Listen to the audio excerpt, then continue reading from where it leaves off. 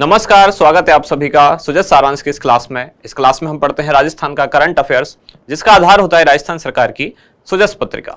शुरुआत करते हैं हेडलाइंस के साथ। आचार संहिता उल्लंघन की सूचना पर सी विजिल ऐप पर दें। आज की पूरी जानकारी यानी कि मतलब पिछले 2-3 दिन से जो हम देख रहे हैं पूरी जानकारी चुनावों से ही संबंधित है, आचार संहिता से संबंधित है। यहाँ एक जानकारी है किससे संबंधित, ये है सी विजिल मोबाइल ऐप। क्या है ये सी विजिल मोबाइल ऐप? ये चुनाव आयोग द्वारा जारी की गई एक ऐप है। गूगल प्ले स्टोर से कोई भी व्यक्ति इसको डाउनलोड कर सकता है। इसका उद्देश्य क्या है कि आचार संहिता का उल्लंघन अगर कहीं भी होता है तो कोई भी आम व्यक्ति वहां से कोई फोटो लेकर या फिर 2 मिनट तक का कोई वीडियो रिकॉर्ड करके इस मोबाइल एप्लीकेशन पर डाल सकता है, ताकि जो संबंधित चुनाव अधिकारी या निर्वाचन अधिकारी जो भी नियुक्त है या उस क्षेत्र में जो भी पुलिस अधिकारी वगैरह हैं वो उससे संबंधित जो भी समस्या है उसका निस्तारण कर सके। उद्देश्य क्या है कि निष्पक्ष चुनाव कराना, ताकि आचार संहिता का उल्लंघन ना किया जा सके। सी विजिल मोबाइल ऐप, कई बार क्वेश्चन इतना ही पूछ लिया जाता है किससे संबंधित है, तो ये भारत निर्वाचन आयोग यानी कि इलेक्शन कमीशन ऑफ इंडिया द्वारा संचालित एक मोबाइल ऐप है, जिसका उद्देश्य क्या है, चुनावों से संबंधित जो प्रक्रिया है उस पर निगरानी रखना, खासतौर से कब, तो आचार संहिता जब लागू होती है उस दौरान। आगे यहाँ है राजस्थान विधानसभा चुनाव। पूरे पेज पर वैसे आप देखेंगे विधानसभा चुनाव से संबंधित सारी जानकारियां हैं। आपसी समन्वय एवं सतर्कता से पुख्ता कानून व्यवस्था सुनिश्चित करेंगे। तो मुख्य सचिव द्वारा यानी कि राजस्थान के मुख्य सचिव द्वारा हरियाणा के जो मुख्य सचिव है उनके साथ एक बैठक का आयोजन किया गया, जिसमें यह था कि जो बॉर्डर एरिया वाले स्टेट हैं यानी कि राजस्थान का जिन जिन स्टेट से बॉर्डर लगता है उन सभी के भी जो प्रशासनिक अधिकारी हैं उनके साथ समन्वय सुनिश्चित किया जा सके। वोटर हेल्पलाइन ऐप ये जारी की गई है। इसके बाद अगले पेज पर है बाड़मेर बालोतरा, जहां 19.15 लाख मतदाता पंजीकृत हो चुके हैं। डूंगरपुर, जहां रात 10 बजे से सुबह 6 बजे तक लाउड स्पीकर पर अब प्रतिबंध रहेगा। चुनाव से संबंधित सारी बातें हैं। आगे अगले पेज पर प्रतापगढ़, निष्पक्ष और भयमुक्त चुनाव के लिए आदर्श आचार संहिता की पूर्ण रूप से पालना होगी और श्रीगंगानगर जिले में धारा 144 प्रभावी। इसके बाद हमारा इंडेक्स, तो जैसा आपने शुरू में देखा कि आज जो जानकारियां हैं और हो सकता है चुनाव तक इसी तरह की जानकारियां आती रहें, 1-2 ही कुछ जानकारियां आती रहेंगी, क्योंकि कुछ कारणों से ये होता है आचार संहिता के मामले में सरकार की जो योजना वगैरह है वो न्यूज़पेपर में देना या उन सबको मॉडल कोड ऑफ कंडक्ट यानी कि आदर्श आचार संहिता जो है उसका भी वायलेशन माना जा सकता है। तो ज्यादातर चुनाव से संबंधित जानकारी है। सबसे पहले है सी विजिल मोबाइल ऐप। क्या है सी विजिल मोबाइल ऐप, इसको समझेंगे, और आदर्श आचार संहिता क्या है इसको जानेंगे। बार बार आप ये शब्द सुनते हैं, मॉडल कोड ऑफ कंडक्ट यानी कि आदर्श आचार संहिता क्या है, ये कब लागू होती है, कब समाप्त होती है, पहले कब शुरुआत हुई, सबसे पहले किस स्टेट में शुरुआत हुई, या फिर केंद्र के चुनावों में कब से इसको शुरू किया जाने लगा, और संवैधानिक स्थिति क्या है, ये सब बातें आज हम समझने की कोशिश करेंगे। सबसे पहले है सी विजिल मोबाइल ऐप। इसका संचालक यानी कि किसके द्वारा इस मोबाइल ऐप को संचालित किया जाता है, यह है भारत निर्वाचन आयोग इलेक्शन कमीशन ऑफ इंडिया की ये मोबाइल ऐप है सी विजिल। यहाँ सी का मतलब है सी फॉर सिटीजन से है, और विजिल यानी कि विजिलेंस से संबंधित है, यानी कि आम नागरिक कैसे निगरानी कर सकता है चुनावों के दौरान, तो उसको कहा गया है C vigil. C for citizen और विजिल यानी कि विजिलेंस से संबंधित यानी निगरानी से तात्पर्य है। इसका उद्देश्य क्या है, तो आदर्श आचार संहिता यानी कि मॉडल कोड ऑफ कंडक्ट जो है उसके उल्लंघन पर प्रभावी कार्रवाई सुनिश्चित करना। अब यहाँ कार्रवाई लिखा हुआ है, एक शब्द होता है कार्रवाई और एक होता है कार्यवाही।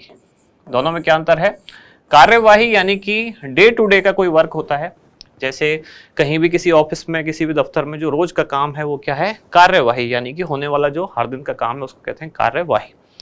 कार्रवाई कब इस्तेमाल किया जाता है ये शब्द, जब कोई प्रतिक्रिया की जाती है, यानी जब कोई एक्शन लिया जाता है किसी के द्वारा, जैसे कि सैन्य कार्रवाई, पुलिस कार्रवाई या ऐसी कोई कार्रवाई, यानी कि कहीं कुछ उल्लंघन हो रहा है, किसी कानून का उल्लंघन हो रहा है और संबंधित जो भी विभाग है उसके द्वारा कोई कार्रवाई सुनिश्चित की जाए। विवरण पढ़ते हैं इस मोबाइल ऐप का। तो कोई भी व्यक्ति एंड्रॉयड आधारित इस ऐप को गूगल प्ले स्टोर से डाउनलोड कर सकता है। तो एंड्रॉयड आधारित इसका सॉफ्टवेयर है, गूगल प्ले स्टोर से कोई भी डाउनलोड इसको कर सकता है। उद्देश्य क्या है? इसका उद्देश्य है मॉडल कोड ऑफ कंडक्ट के उल्लंघन पर कार्रवाई सुनिश्चित करना। ये ऐप अभी कहां कहां संचालित होगी, तो जिस भी राज्य में चुनाव है उन्हीं राज्यों की भौगोलिक सीमा के अंतर्गत ये काम करेगी।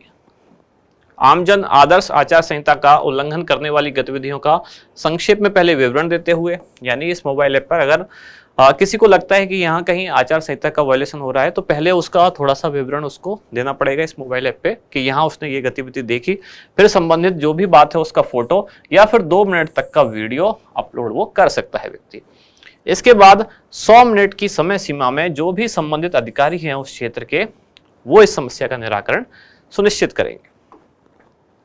अब दूसरी जानकारी है आदर्श आचार संहिता। बार बार आप ये शब्द सुन रहे हैं, चुनावों के दौरान बार बार सुनने में आएगा। ये क्या है? Model code of conduct. इसके बारे में देखते हैं आज। तो सबसे पहले तो ये है क्या, आदर्श आचार संहिता क्या है? तो ये केवल कुछ दिशा निर्देश है, कुछ डायरेक्शंस है। और ये किन के लिए है? ये है राजनीतिक दलों के लिए, जो भी चुनाव लड़ रहे हैं, जो पंजीकृत राजनीतिक दल हैं, उनके लिए ये दिशा निर्देश लागू किए गए हैं। जिनका उद्देश्य क्या है? इनका उद्देश्य है कि जो चुनाव प्रचार अभियान है उसको निष्पक्ष बनाना, साथ ही जो सरकारी मशीनरी है उसका दुरुपयोग रोकना। यानी हर सरकार एक राजनीतिक दल उनका है और वो अगर चुनावों में जा रही है तो वो अपनी सरकारी जो उनके पास अधिकार हैं उनका दुरुपयोग ना करे। यानी उनके पास जो प्रशासनिक अधिकारी हैं, प्रशासनिक जो मशीनरी है, उनका ऐसा उपयोग ना करे कि चुनावों में जो परिणाम है वो प्रभावित हो, यानी कि उनके लिए वो फायदेमंद साबित हो। इसको रोकने के लिए ये आदर्श आचार संहिता लागू की जाती है। अब इसकी पृष्ठभूमि देख लेते हैं कि इसकी शुरुआत कब से और कहां से हुई। तो सबसे पहले 1960 में केरल विधानसभा में, जो केरल विधानसभा के चुनाव हुए थे, इसके दौरान ये बताया गया कि जो राजनीतिक दल हैं उनको कौन कौन से काम इस दौरान नहीं करने चाहिए और कौन कौन से काम वो कर सकते हैं।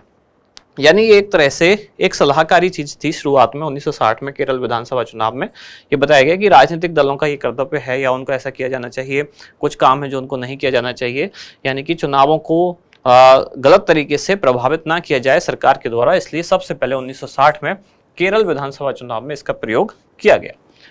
फिर 1962 के जो लोकसभा चुनाव हुए, इनमें पहली बार चुनाव आयोग ने संहिता को सभी भी जो मान्यता प्राप्त राजनीतिक दल थे उन सभी में वितरित किया कि इस तरह की ये चुनाव आचार संहिता है जो आप सभी लोगों को पालन करनी चाहिए। फिर इसके बाद 1967 के जो लोकसभा चुनाव हुए और उसके साथ ही जो जो राज्यों के विधानसभा चुनाव हुए, तब पहली बार आदर्श आचार संहिता का पालन करने को कहा गया। यानी एक तरह से कह सकते हैं ऑफिशियल जो शुरुआत है 1967 के लोकसभा और राज्यों के विधानसभा चुनावों के बाद से इसमें होने लगी। और इसके बाद लगभग सभी चुनावों में आदर्श आचार संहिता का पालन किया जा रहा है। अब इसमें क्वेश्चन क्या पूछा जा सकता है कि शुरू कब होती है, यानी प्रारंभ कब से होती है, समाप्त कब से होती है, सबसे पहले कहां लागू हुई, किस विधानसभा में? तो केरल में।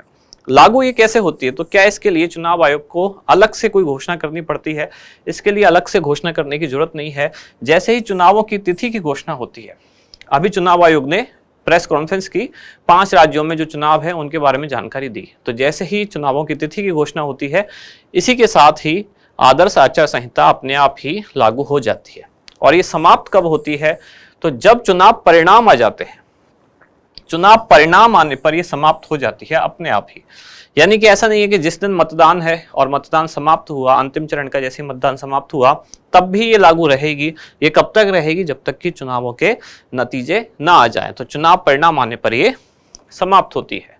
संविधान में क्या स्थिति है इसकी? तो आदर्श आचार संहिता अलग से उल्लेख नहीं है, लेकिन संविधान में अनुच्छेद 324 के अंतर्गत कहा गया है कि निर्वाचन आयोग जिसको संसद और राज्य विधानसभाओं में स्वतंत्र एवं निष्पक्ष चुनाव कराने की शक्ति दी गई है, तो इसी शक्ति के तहत या इसी के अनुरूप आदर्श आचार संहिता अब लागू की जाती है।